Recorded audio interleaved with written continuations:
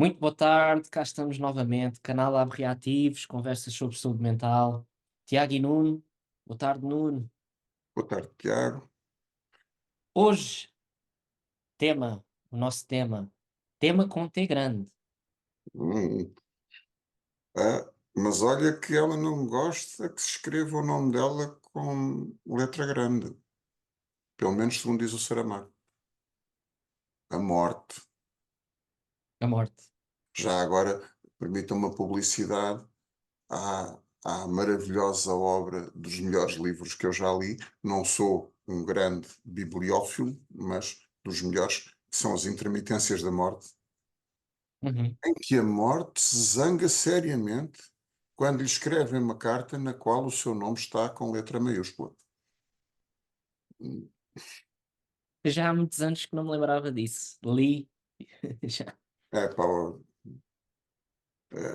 adorei o livro, fascinou-me. A parte final, então, é de ir à lágrima, é muito bonita.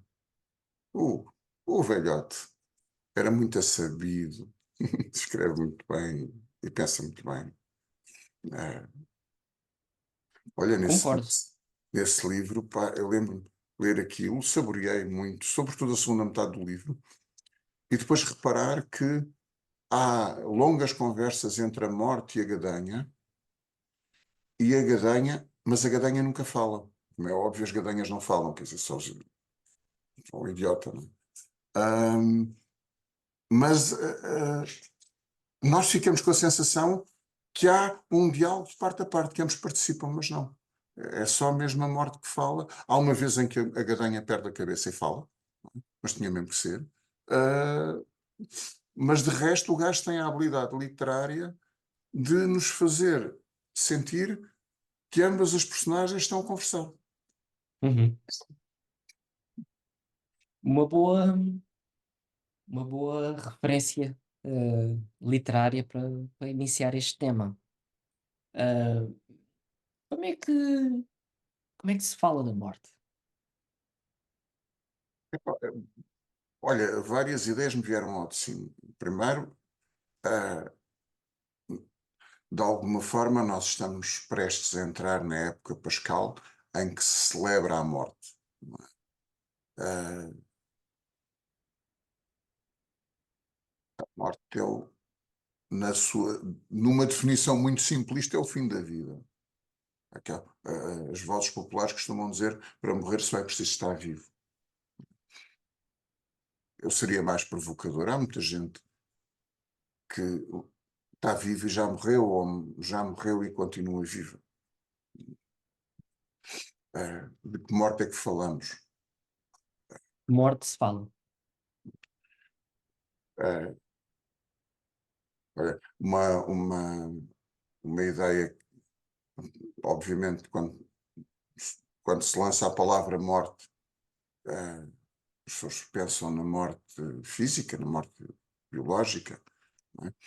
Eh, mas da minha experiência, o medo com que muitas pessoas, a partir de uma certa idade, a malta começa a viver com medo da doença de Alzheimer, que é uma forma de morte. O indivíduo está vivo, mas a vida mental já é muito pobre. É uma morte aos bocados, aos bocadinhos. Eh, É muito comum as pessoas esquecem de qualquer coisa, esquecem-se dos óculos. Onde é que eu pus os óculos? Já me estou a esquecer de coisas. Será que tenho doença de Alzheimer? Ai, ai, ai, ai, ai, ai. Para algumas pessoas é um inferno maior do que a própria doença de Alzheimer, que nem sequer têm. Não é? Isso fez-me agora estar aqui a lembrar que como o esquecimento aparece dessa forma, como um prelúdio da morte, né? Uhum, uhum. E como o esquecimento parece que ocupa aqui um lugar intermediário entre a vida e a morte. Agora não sei se estou a ser demasiado filosófico, mas Hum, o menino tem jeito para esta coisa, tem. É. E quantas vezes as pessoas não procuram esquecimento? Eu nem quero pensar nisso. Uhum. Ah, ou então, ah, vamos aqui tomar uma quantidade excessiva de uma substância lícita à venda nos supermercados, que permite algum grau de esquecimento, algum grau de não pensar. É verdade.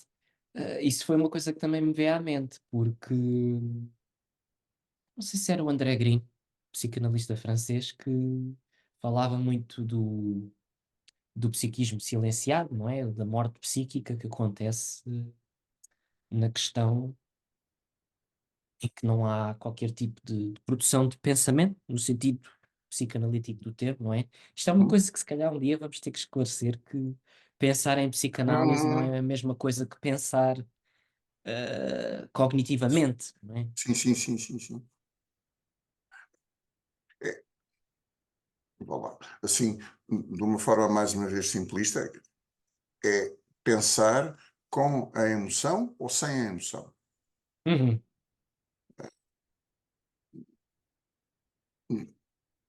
Já agora ocorreu-me é um bocadinho à margem disto, mas aquelas mãezinhas que falam, tá, o meu filho é muito inteligente. Eu hesito. Pá, o filhinho delas é um idiota que aos 30 e tal anos ainda vive em casa dos pais.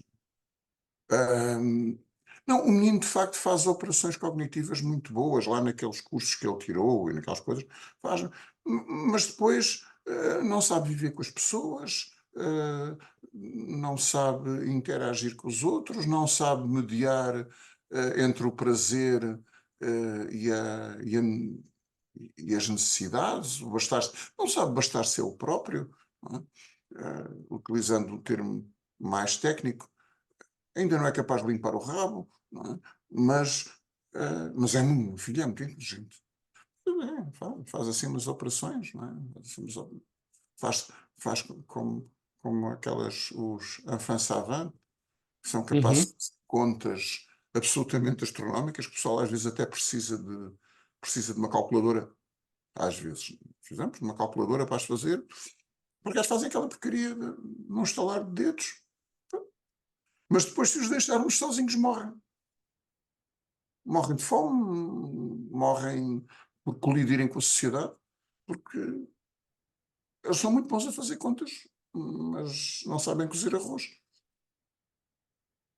Quer dizer, se a gente lhes ensinasse, até saberiam como se cozer arroz. Não sabem onde ir comprar o gás.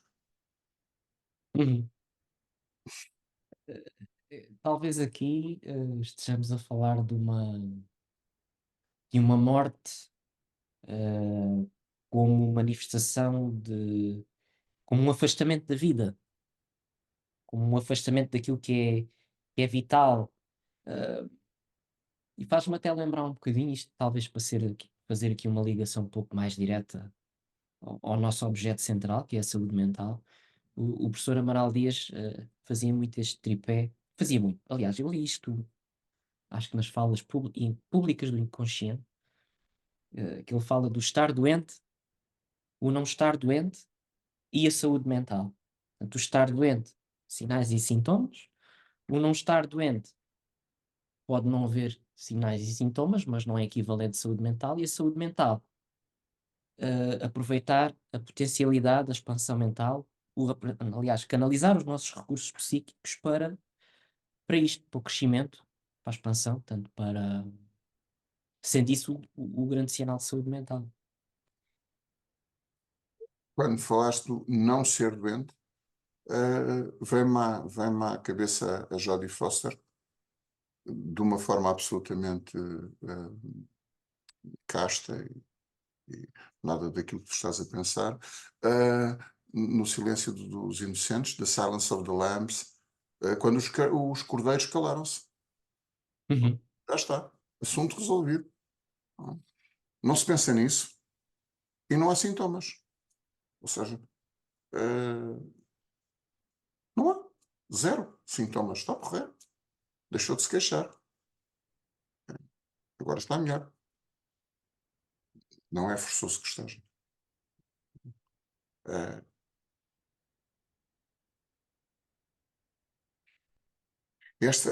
só um saltinho lá atrás à questão da busca, a busca da morte mental. Pá, hoje estou mesmo muito. Só me vêm as ideias. O termo, os anglo-saxónicos usam muito a busca do oblivion. De, Aham, eu creio que em português se pode dizer oblivion, não tenho a certeza. Um, talvez. mas é essa busca uh, que é, de alguma forma, eu, pelo menos, cheira-me a morte, cheira-me a não querer viver. Uh, que os pacientes buscam, muitas vezes. Buscam, por exemplo, na busca por uma determinada substância tóxica ou de uma determinada substância medicamente prescrita. Hum, Uhum, é, é, é uma forma de não vida. E parece que só conseguimos definir a morte mesmo pela ausência de vida. uhum. É um, não sei, eu pelo menos fico com a ideia até, pelo menos até agora, não é? Que é do que há mais irrepresentável. Do que é mais difícil de efetivamente representar, de ter uma ideia, de pensar. Mas talvez, se entrássemos depois desta esfera mais subjetiva, diria abstrata, desta noção de morte que apresentámos aqui, se fôssemos para o lado mais objetivo da coisa, literalmente, ah, surge a noção, por exemplo, do luto. Portanto, a minha morte e a morte dos outros. Não sei agora como é que poderíamos expandir isto, mas eu acho que acabam por ser ideias indissociáveis. Sim. Quer dizer, sim, o luto, falando da morte, porque o luto não depende só não surge ou não deve surgir só por morte, Uhum, pode surgir noutras situações. claro. Ah, mas na morte, o luto vai precisar de ser feito. A bem ou ao mal, cada um à sua maneira. Ah, já agora posso dar um exemplo, não há como identificar as pessoas. Duas pessoas que assistiam há uns tempos, por coincidência, o, ficaram viúvas nessa altura e coincidência, assisti a essas pessoas mais ou menos na mesma altura e para mim foi tão óbvio que uma foi emoldurar fotografias do marido e pôs várias fotografias pela casa, porque isso a ajudava a viver melhor com a memória do marido e ajudava a fazer o seu luto, a sarar a sua ferida. A outra pessoa, a ver a imagem do marido, doía-lhe imenso, então tinha umas fotografias em casa para satisfazer os filhos e netos, mas quando eles saíam ela baixava as fotografias, porque ver era demasiado doloroso. Aproveitei para dar esta chega que o luto não há uma maneira de fazer luto. Neste caso, em relação à morte da pessoa, de uma pessoa, de um ente querido, não é? Uhum, Por acaso agora pus-me aqui a associar ideias. E quando é a morte de um ente odiado, é verdade. é que nós vivemos numa sociedade de boas pessoas. Nós vivemos, de facto, é uma sociedade de boas pessoas. Estou a ser irónico. Ah, onde desejar que alguém que nos trata mal ou que nos faz mal morra. morra, que lhe caia um piano em cima, ou que desapareça. Outro sítio qualquer, tanto faz. O que interessa é que eu consiga eliminá-lo do meu campo afetivo. Ou que eu lhe dê com uma pá na cabeça, também pode ser. Pode ter que ser, a vida às vezes sendo estas coisas. Às vezes os tribunais não funcionam assim tão bem, e então tem que ser mesmo um machado com um machado na cabeça quando ele está a dormir. Pronto, olha. Mas isso é ilegal. Aviso para já que é ilegal, não se pode fazer. Mas às vezes é a única safa que as pessoas têm para sobreviver. Ahm, É, agora estava-me aqui a lembrar até de um filme. Se calhar até nem vou dizer, nem vou falar assim títulos, nem grandes coisas. Esta história de direitos de autor, a gente não sabe o Vais que é fazer que se pode publicidade, pisar. não? Pois, enfim, eu vi um filme há pouco tempo que me deixou muito pensativo acerca do que acabaste de dizer, em que, sinteticamente, obviamente, estar aqui a apresentar o enredo todo do filme iria consumir o tempo que temos. Mas retrata um pouco a história de um pai que perde um filho, e que o filho é o atirador e mata 6 pessoas. Isto é uma coisa que se descobre uh, ao longo do filme. E há uma última cena do filme que deixa muito, que é muito marcante, e acho que até se liga perfeitamente, na minha opinião, àquilo que estavas a dizer, em que ele sobe ao palco, portanto, isto tinha já ocorrido há 2 anos, e ele diz ao público, à audiência, "Ah, o meu filho chamava-se X, há 2 anos ele disparou contra 6 pessoas e matou-as."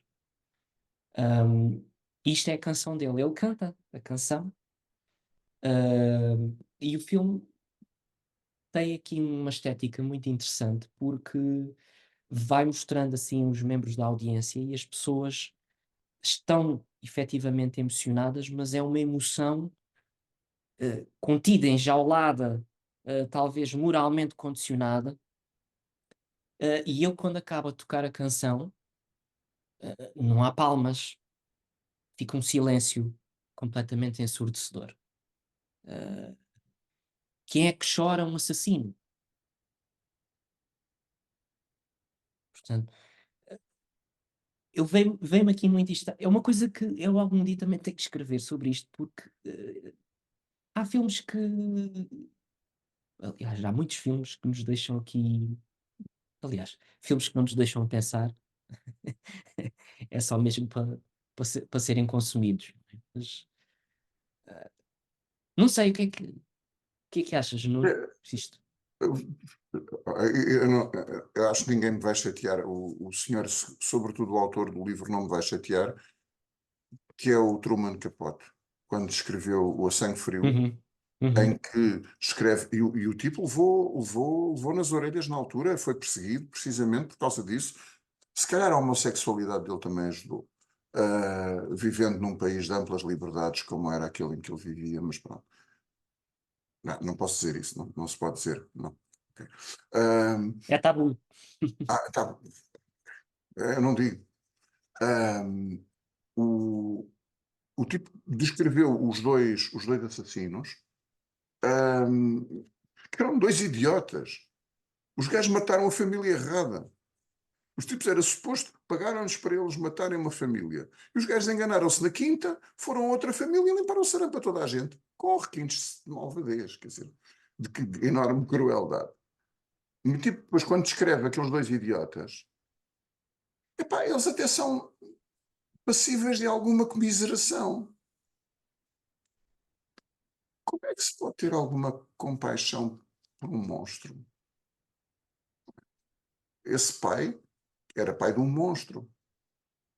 Como é que ele faz luto de um filho que ele não pode negar que é um monstro?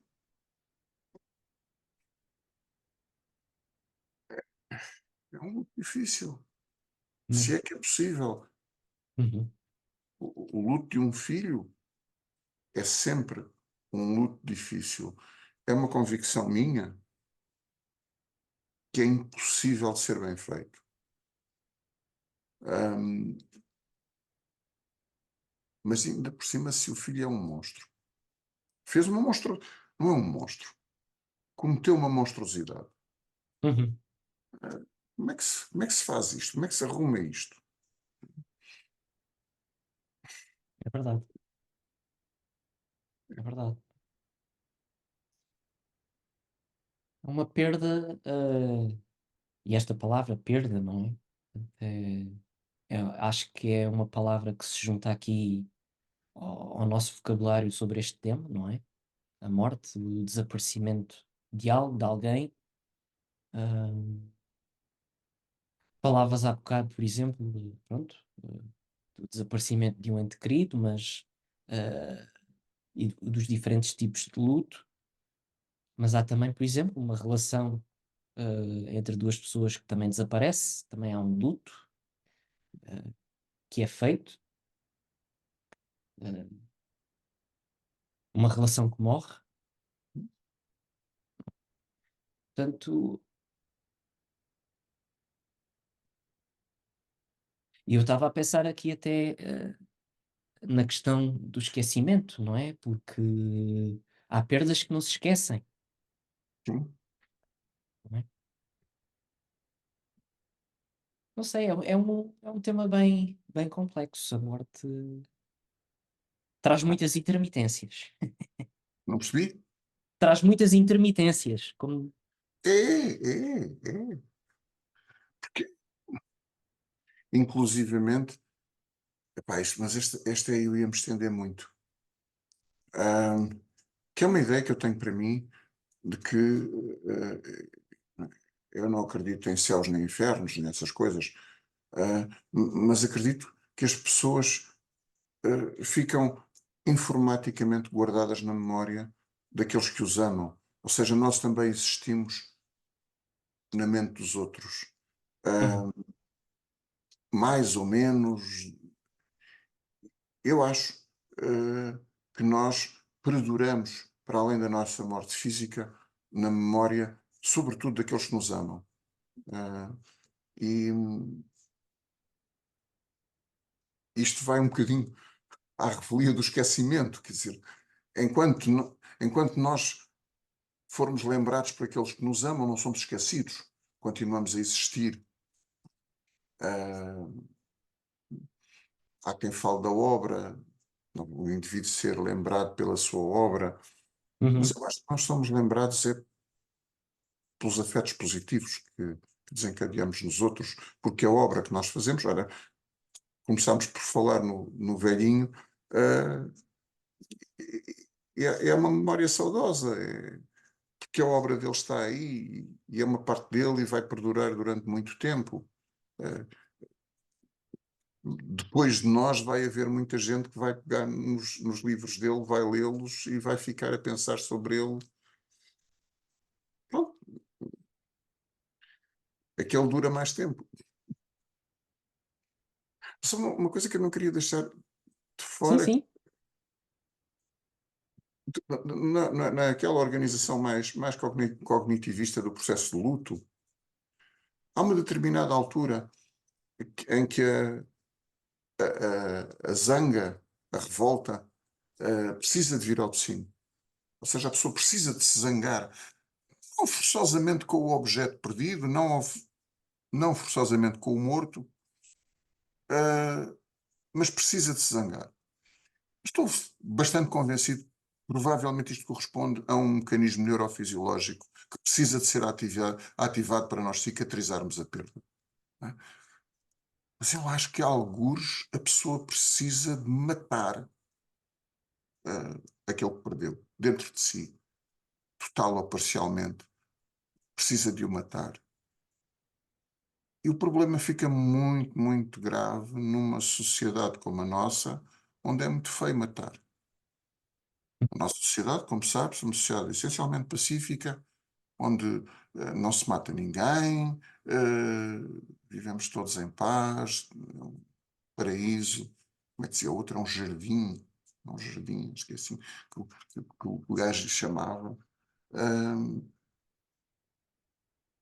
mas é proibido matar. E, e sem a capacidade de matar é muito difícil fazer o luto, acho eu. Uhum. Nós precisamos, em determinada altura, de conseguir largar, desprender-nos. Matar não só pela ação, mas matar pelo desvinculamento.